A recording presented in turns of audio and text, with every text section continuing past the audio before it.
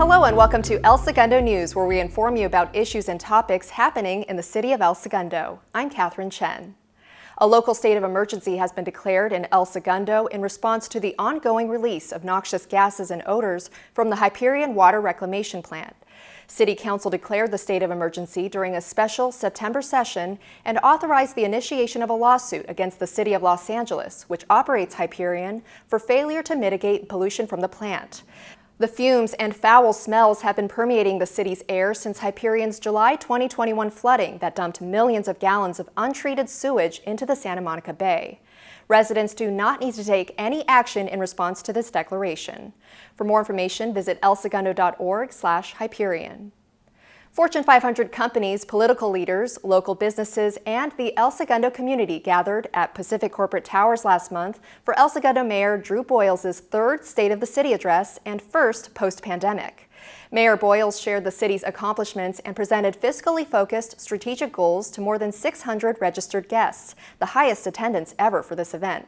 He acknowledged the resilience and recent significant developments of the city, including region-leading COVID-19 pandemic response, Hyperion incident management, formation of the Diversity, Equity, and Inclusion Committee, as well as the opening of the $50 million Topgolf location and groundbreaking for the Los Angeles Chargers headquarters and training facility. You can watch the mayor's introduction and presentation at the 2022 El Segundo State of the City on El Segundo Media's YouTube channel. The City of El Segundo will have 2 seats up for election on November 8, 2022. The 5 residents running for the seats are incumbent Chris Pimentel, Ryan Baldino, Michelle Keldorf, Robin Patch, and John Pickhaver. The candidates will participate in the Council Candidates Forum held at the El Segundo Women's Club at 541 Standard Street on Wednesday, October 19th from 6:30 to 8:30 p.m.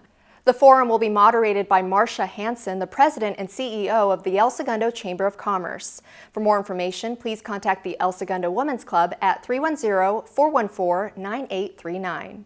The city will also have 3 ballot measures: the business license tax measure, the city cannabis measure, and a cannabis tax measure. On October 10th, vote-by-mail ballots will be mailed to all registered voters, and the city's vote-by-mail drop box will open as well. Sample ballots will be mailed on October 18th. 10-day vote centers will open on October 29th, and 4-day vote centers will open November 5th. On November 8th, vote centers will be open from 7 a.m. to 8 p.m. For more information on the El Segundo municipal election and voter registration, visit elsegundo.org and click on the election banner on the homepage. You can also call the city clerk's office at 310-524-2308 or send an email to allcityclerks@elsegundo.org. An encounter with a bully is often aggressive, mean, and even potentially life-threatening. Here's DEI committee member Krista Belviena to tell us why young ones and adults should stay vigilant of this problem. Hello, my name is Krista Belviena, and I'm a proud El Segundo resident, parent, and invested member of the city's first ever Diversity, Equity, and Inclusion Committee, also known as the DEI. As a member of DEI, I wanted to bring awareness that October is National Bullying Prevention Month. This month was established by Pacer's National Bullying Prevention Center in October of 2006 with the goal of creating a society that recognizes that bullying must and can be addressed through education and support. Bullying isn't limited to children on the playground. Parents can be bullied on the baseball field, teens can be bullied while walking home, colleagues can be bullied at the office, and community members can be bullied due to their gender, race, or ethnicity. We understand survivors can feel pain and trauma from bullying throughout their lives, and the impact of bullying can spread and build up to harmful and even dangerous levels. It will take all of us working together with courage, kindness, and empathy to address and prevent bullying in our community and beyond. At its meeting on October 4th, City Council will proclaim the month of October as National Bullying Prevention Month in El Segundo. El Segundo is a city of champions, from the Lakers to our El Segundo Little League All-Stars. And each and every one of us has the opportunity to be a champion for our kids and others impacted by bullying. Please explore resources like stopbullying.gov to learn more about how to identify, prevent, and safely stand up to bullying. Be a champion. Let's put in the work together to keep El Segundo a vibrant, welcoming, and safe community for all who live, work, and play here. You can also beat a bully without using your fists by thinking beforehand about what to say, acting confident, walking away from an encounter, and telling parents or an authority about your aggressor. A group of youngsters were recently recognized for knowing how to see something and say something. Police Chief Jaime Bermudez thanked 7 brave young boys for reporting a man who invited one of them to smoke outside of a local 99-cents only store. After refusing, the boy who was approached told a store employee what happened. The employee then called ESPD. The boys also immediately told their parents. After further investigation, officers linked the suspicious man to a robbery in a neighboring city. The suspect was arrested for felony charges and for the outstanding robbery charge. Good job, boys, for seeing something and saying something. And reporting a non-emergency incident is as easy as clicking a link. The El Segundo Police Department Citizens Online Police Reporting System allows you to report a child custody court order violation, identity theft, vandalism, a hit and run, and other non-emergencies. Once you submit your report, it will be given a case number and will be reviewed by the police department. To access the El Segundo Police Department Citizens Online Police Reporting System, visit elsegundopd.org and look under the Patrol tab. Fire Prevention Week is October 9th through the 15th and celebrates its 100th anniversary this month with the theme, Fire Won't Wait, Plan Your Escape. Here's Fire Marshal Nicole Pesquera to tell us what to include in your escape plan and why it's important to have one. People are more likely to die in fires now than they were even in the 1980s. And these fires, they burn hotter and faster, so your time to get out of the house is so much less now than ever before. So it's important to have that plan. So you need to make sure that your home escape plan, it works for everybody in the home. So if anyone has special needs, you need to make sure you accommodate for that. You also need to make sure that you have smoke alarms, working smoke alarms in your home, in every bedroom and outside in the hallways. And you should be testing those at least every month. And then you should be changing the batteries out twice a year. You should have at least 2 ways out of your home, and that you should also make sure that all your windows and doors work properly and that you can open them with ease so you won't have a struggle if you need to use those for escape. Outside meeting place, a safe enough distance from the home. So once you practice that drill, you want to make sure you meet at that area of refuge, we like to call it. Practice your fire drill in your home at least twice a year. You should do one in the daytime and one at night. Limit the amount of combustibles in your home and make sure you have clear paths to all your exits. Close all the doors behind you so you could slow down or even prevent that fire from spreading. And last but not least, installing fire sprinklers can very much help you escape and give you that extra time you need. With 74% of all U.S. fire deaths occurring in homes, it's important to include all family members when you practice your escape plan, including house guests. According to the National Fire Protection Association, Fire Prevention Week is the longest-running U.S. public health observance on record. El Segundo residents recently learned how to go green at a hybrid event about energy and water conservation. The in-person virtual program was held at City Hall and highlighted how making small lifestyle changes, such as shifting energy use to off-peak demand time, using new technology and renewable resources, and cutting energy waste can save money and our planet. Bill assistance, rebates, and discount programs from Southern California Edison and SoCal Gas were also explained.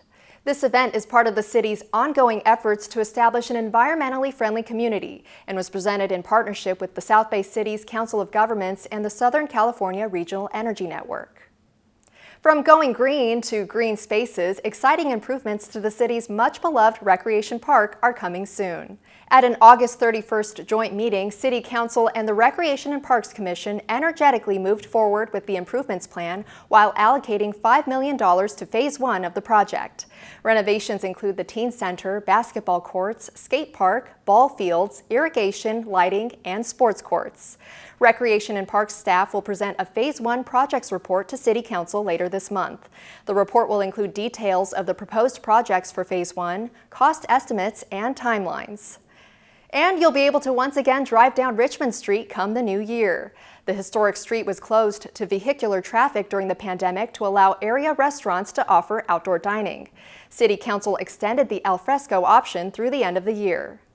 The city would like to thank all who supported El Segundo's downtown restaurants during the pandemic. If you're looking for some volunteer opportunities, the library has a few options. You can become a tutor with the Adult Literacy Program and help with one-on-one instruction for learners to reach reading goals, or you can assist the History Committee with organizing and providing access to historical photos and records. And volunteering with the Friends of the El Segundo Public Library will help generate community interest and support for the library. For more information on how to volunteer, please call 310-524-2728. Here's Senior Management Analyst Christina Raveles with your Business Outlook.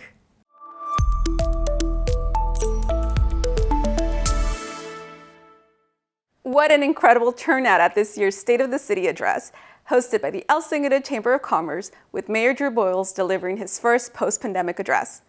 The mayor touched on impressive milestones and how the city is moving forward with top priorities while being fiscally responsible and planning for the future to a record audience of more than 600 registered guests.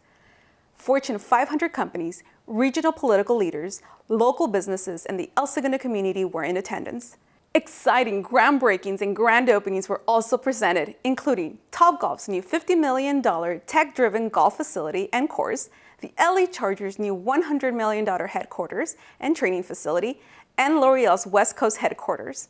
In addition, world-class newcomers joining El Segundo's dynamic business community include Varda Space Industries, Belkin International, NatWorks, Torrance Memorial, Hyundai Motors, and Rivian. If you missed the event, you can watch the address at El Segundo Media's YouTube channel. Thanks, Christina. If you're looking for ways to celebrate Halloween, El Segundo has you covered. On Thursday, October 20th from 10 a.m. to noon, kids and their parents will enjoy the return of Mummy and Me at the Point, where there will be no tricks, just treats, like pumpkin decorating, live music, face painting, balloons, arts and crafts, and more. Costumes are encouraged for a morning of trick-or-treating at the plaza's shops and restaurants. For more information, visit thepointsb.com. For our four-legged friends, the El Segundo Public Library and the El Segundo Police Department are proud to introduce Howl-O-Ween, a canine costume parade in Library Park. On Saturday, October 22nd at 11 a.m., show off your dog's Halloween costume as they parade through the park with other dogs in their size group. Awards will be handed out for the funniest, scariest, fanciest, and most creative costumes. There will also be one Best in Show award presented at the event. Participants are encouraged to register at the El Segundo Library's reference desk by Monday, October 17th. For more information, please visit elsegundolibrary.org and look under Events. El Segundo's Floating Pumpkin Patch returns on Saturday, October 22nd as the City of El Segundo Wiseburn Unified School District Aquatic Center presents Pumpkin Poolooza. From 1:30 to 3:30 p.m., participants will be able to swim, experience the obstacle course, and decorate their pumpkin. Space is limited, so be sure to reserve your spot at esrec.org. For more information, contact the Aquatic Center at 310-524-2738. And the city's annual Halloween Frolic will take place on Saturday, October 29th from noon to 5 p.m. on the 300 and 400 blocks of Main Street. The Halloween Frolic is an El Segundo tradition that features a costume parade and contest, trick-or-treating, and a pumpkin carving contest. Wristbands to access all the bouncers and games can be purchased at the Clubhouse and Jocelyn Center for $8 beginning October 12th. Wristbands will cost $10 on the day of the event. For more information, please call 310-524-2700. That's it for this segment of El Segundo News. You can also watch more city-related videos on the El Segundo Media YouTube channel. Thanks for tuning in.